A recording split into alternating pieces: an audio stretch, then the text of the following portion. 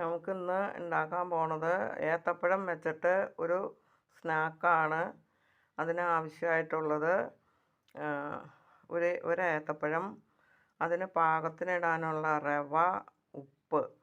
ഏത്തപ്പഴം നന്നായിട്ട് ഇതുപോലെ കുഴച്ചെടുക്കണം. ഇതുപോലെ റവ ചേർത്ത് ലേശം ഉപ്പും ചേർത്ത് കുഴച്ചിട്ട് വാഴയുടെ ഇലയിൽ ഇങ്ങനെ പരത്തി വയ്ക്കുക. പരത്തി വെച്ചതിന് ശേഷം നമുക്ക് ഇതിൻ്റെ മുകളിൽ ശർക്കരയും തേങ്ങയും കൂടെയും കൂടി ഇളക്കി വെച്ചേക്കണയാണ്. ഇത് ലേശം ഏലക്കായയും കൂടെയും ചേർത്ത ടേസ്റ്റ് കൂടി കിട്ടും. അപ്പോൾ നമുക്കിത് എന്നാ ചെയ്യേണ്ടതെന്ന് വെച്ചിട്ടുണ്ടെങ്കിൽ ഇത് വിതറി കൊടുക്കാം. ഇതിൻ്റെ അകത്ത് വിതറി കൊടുത്ത് ഇതിനെ മടക്കി എടുക്കണം. ഇങ്ങനെ മടക്കിയെടുത്ത് നമ്മൾ കുക്കറിലോ സ്റ്റീമറിലോ എവിടെയെങ്കിലും വെച്ച് വേവിച്ചെടുക്കുക.